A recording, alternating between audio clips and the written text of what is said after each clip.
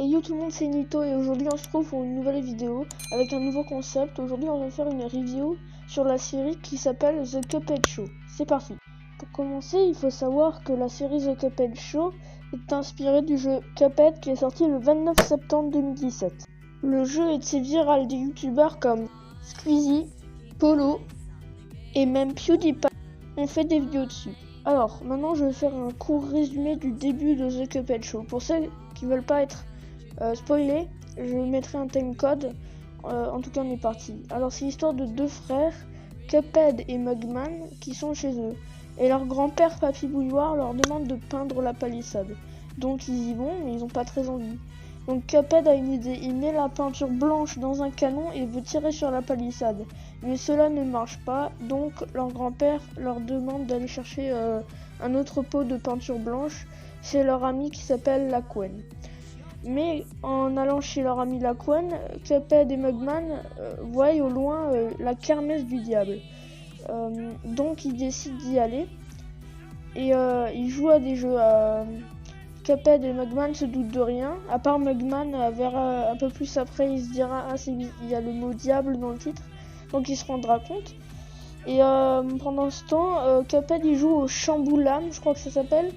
Et il fait que gagner, mais il y a un bout d'un moment où son frère Mugman le déconcentre et du coup il rate et son âme se fait aspirer.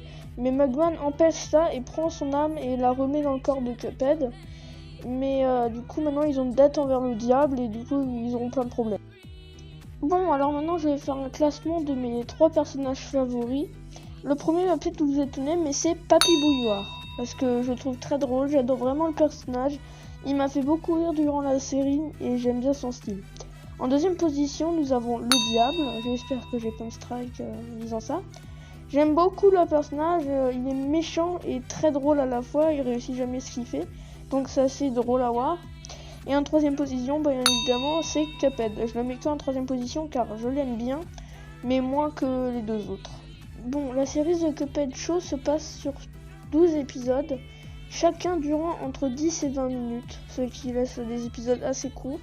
Et c'est aussi un point fort, je dirais, car par exemple dans les transports en commun ou des endroits comme ça, si on veut regarder une série sans avoir besoin d'une heure, c'est pratique, on peut regarder un épisode rapidement, puis reprendre plus tard. C'est vraiment bien et la série est très très addictive. Au début, je pensais que j'allais pas du tout être accro. J'ai regardé un épisode, j'ai regardé tout en 2 jours. Et il faut aussi savoir que j'ai très hâte de la suite qui est normalement prévue pour juillet. En tout cas, normalement, je crois, c'est cet été, il y aura la partie 2, donc j'ai très hâte. En tout cas, maintenant, je vais donner ma note. Alors honnêtement, pour moi, j'ai adoré la série. Je me suis pas ennuyé un seul moment. Donc je sais pas si c'est une bonne idée, mais je pense que je vais mettre 5 étoiles sur 5. Car vraiment, je me suis bien amusée, je me suis jamais ennuyée et c'était très très très addictif, donc ma note est justifiée. Bref les gars, c'est la fin, j'espère qu'elle vous aura plu, dites-moi si vous voulez que je fasse d'autres reviews. S'il y a des trucs que je peux améliorer, n'hésitez pas à me le dire dans les commentaires, et s'ils sont désactivés, allez sur ma première vidéo. Sur ce, moi je vous dis ciao.